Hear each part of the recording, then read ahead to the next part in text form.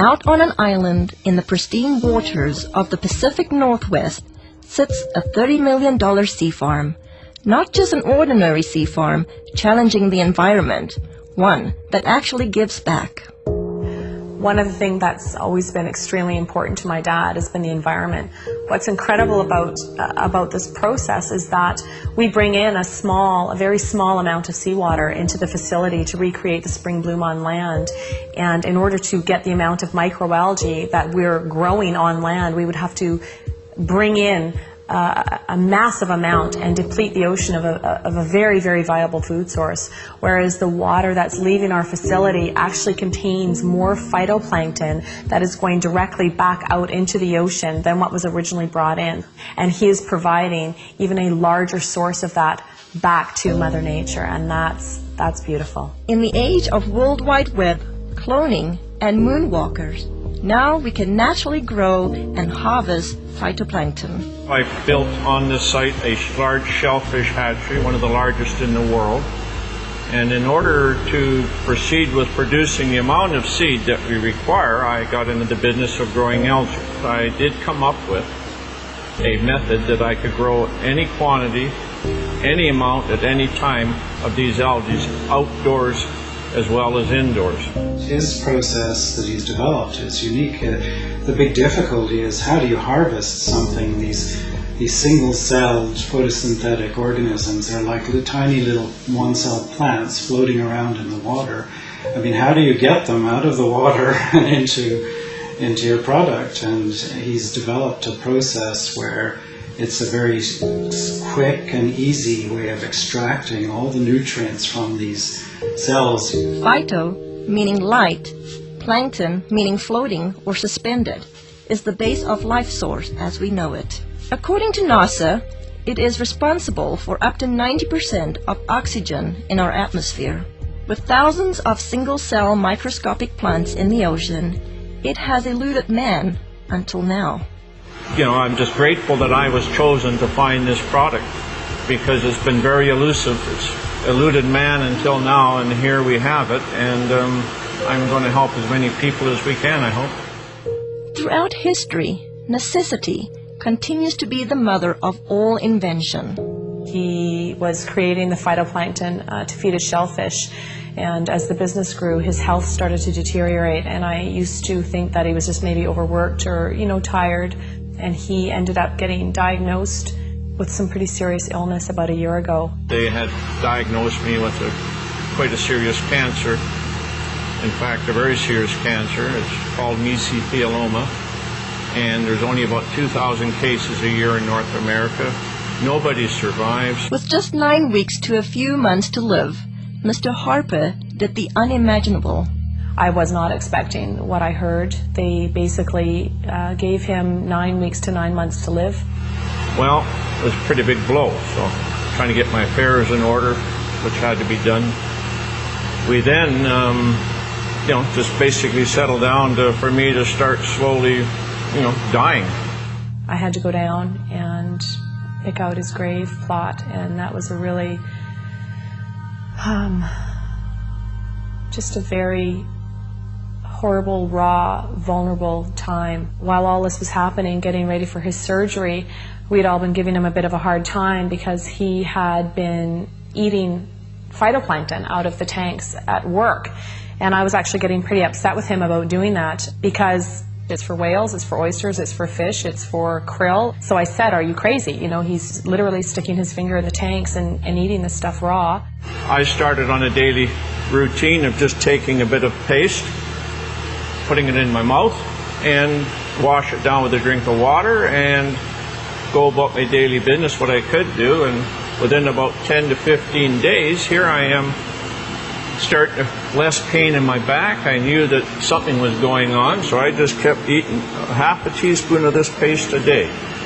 I was booked to go for surgery in Victoria where they're going to do what they call a talc treatment, and they take a medical grade talking powder, they introduce it into between your lungs and your pleural lining and keep you in the hospital for a few days, and that there causes your lungs to fuse together and it stops you from drowning in your own fluids that are built up.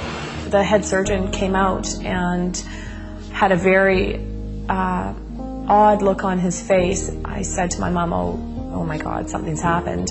My dad's died, and I was just shaking and panicking, and the surgeon came up to me and he said, you know, I don't know what's going on here, but there's a strange foreign white substance covering your dad's tumors in his lungs, and we've never seen anything like it before. Well, lo and behold, they went in there to have a look, saw something they'd never seen before, took 11 sites, sent them away for biopsy, and I got the news back. There was everything was benign. They just did not know what to make of it. Everything was absolutely clean. Well, the surgeons are saying that they don't know what I had. They don't know if what I created and am taking had any effect on the cancer. All they can tell me is they've never seen what they saw inside of me, and I attribute this to my algae. I fully believe that with all my heart. I do moderate exercise every day. I watch what I eat. I lead a very normal life. And as a bonus, I've lost weight and I've tried dieting all my life because I'm a diabetic, or I was a diabetic. If it's a coincidence or not, I don't know. But anyway, my blood sugar started dropping. My weight started falling off. And I ended up probably within about a 6-month period, here I am no longer requiring insulin, and I was taking 88 units a day of insulin. And I now can eat just about what I want in moderation, and I have no elevated sugar levels, and I feel fabulous. The potential benefits far outweigh the painstaking process to create even a teaspoon of a concentrated finished product. Well, we can do in a neighborhood in the winter months about 25 ton of product, summer months up to 45 metric tons a day. And just as an example, these tanks you see beside me here, it would require 10 of these tanks of algae to give me one of these, which is an 8-ounce container. So if you look at that, think about the magnitude of growing equivalent of 45 metric tons a day. That's quite a remarkable feat, because there's billions upon billions just in these 3 tanks, and we can grow them in a 1 million liter tank. So, and that's what we get our 25 or 40 ton a day from. With 8 million liter tanks, using nature's elements, Mother Nature's kitchen has the capacity to nourish the world. It boasts a nutritional analysis second to none, including pigments, diatoms, and xanthophylls. You know, in spring in the northern hemisphere, when the light conditions are right and the nutrient conditions are right, there's a spring bloom, and you get hundreds of diatom species blooming. They're producing pigments. There's a complement of amino acids, fatty acids, and vitamins. And the thing that's working in the product is probably the pigment called the xanthophylls. And in phytoplankton, there are 2 xanthophylls I can think of offhand that potentially have some great benefits: fucoxanthin and diadinoxanthin. With this scientific breakthrough, it's no wonder experts from all over the world are clamoring to get their hands on phytoplankton. We've had calls from Asia, we've had calls from the UK, we've had calls from many from the States, all over Canada. People that have heard about this, whether it be through word of mouth, through any articles that have been written in the newspaper. But this is a product that is in such huge demand, and it's very interesting when we're getting phone calls from people within the medical system or within the holistic healing, people that are really taking a stand around their health, that are looking for something. The world really is coming to our door requesting, the product. They're hearing from their friends, they're hearing from this, that it is helping them in almost every aspect of their life. He's very protective of this product, and he doesn't trust it to just anybody. It's something that he holds very, very near and dear to his heart, as does the entire family. Even through such demand, those who partake this precious product are embracing health in a way like never before. A really good friend, and he had this problem with dandruff. I mean, we tried everything with, nutritional approaches, we've tried emotional approaches, we've tried adjustments, anything you could think of. He came into my office one day and he literally bent over and did this. He does that and I'm looking, there's nothing. And I couldn't believe it. And then he says, well, I got this stuff. And it turned out to be the plankton, the phytoplankton. And I said, well, what did you do with it? Did you put it on your head? He said, no, I just took it internally. And I said, well, how long have you been doing this? And it wasn't even a week. It wasn't even a week till it was completely gone. When I saw that, I mean, lights went off all over the place. I mean, for that to have an internal product, to have that kind of effect on an external problem like that, it means that it had to do something amazing internally. Testing each batch to ensure the quality control come first at the conclusion of each batch. Yeah, every batch I look at, I mean, there's always a concern that some condition has gone awry, and you have to make sure that all the species are benign. Whether it will be your health, energy, pH, or just life force, let phytoplankton work with your body the way it works with Mother Earth. The thing about phytoplankton was it had such amazing results, I had to go to the books to find out what's happening. So the first thing I looked at was most people, well, everybody had this amazing change with their muscular systems, and also the people had noticed that they weren't hungry, so their sugar levels had changed. So if you go down to a cellular level, what part of the cell actually has an effect on sugar level? Well, if you look at the cell, there's a part of the cell called the mitochondria.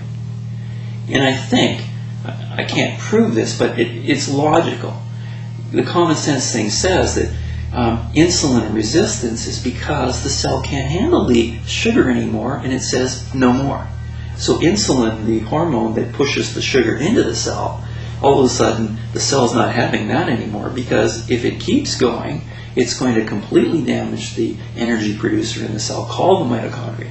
And if it does that, the cell is dead, because 90% of all the functions in that cell rely on the mitochondria to produce an energy molecule called ATP. Without that energy molecule, 90% of the functions of that cell cannot happen. So when I looked at it, it made a lot of sense. And then I looked further. What's really interesting is a lot of the common diseases we're having today, what are they finding? They're finding damage to the cellular level, the mitochondria at the cellular level. Whether it's heart disease, whether it's fibromyalgia, chronic fatigue, any muscular-related diseases, any neurological diseases, Alzheimer's, those kinds of things, they're finding the exact same thing. Phytoplankton is such a complete nutrient. And when I look at a complete nutrient, what I'm looking for is I'm looking for as close to nature as possible. And in all of the indigenous peoples of the world, the reason they're so healthy, and all of the studies that show that they have the better complexions and the better teeth and don't have dental care but their teeth are okay and they're healthy and they live a long life, is because they eat very close to nature. And so the closer to nature you can get, the better you will survive, because the better nutrients can be transferred to your cells. Mr. Harper continues to be acknowledged for inventing this one-of-a-kind process while staying true to his vision and purpose. As a family, we're working really hard not to allow a lot of false hype and a lot of media hype to interfere with the integrity of this product. The intent is to share this with people from a place of authenticity and truth. As for the Harper family, discovering how fragile life truly is, every day is a gift. They are just thankful to have another day. Thankfully, was insightful enough to see that this needed to stick around, and he needed to stick his finger in that tank of algae and start eating it. And I to this day am floored that he trusted himself enough, especially when his body was that worn down and he was that sick. He still had enough intuition and enough of a gut feeling and connection with his heart to truly go with his instinct. And his instinct was to stick his finger in that tub of phytoplankton and eat it.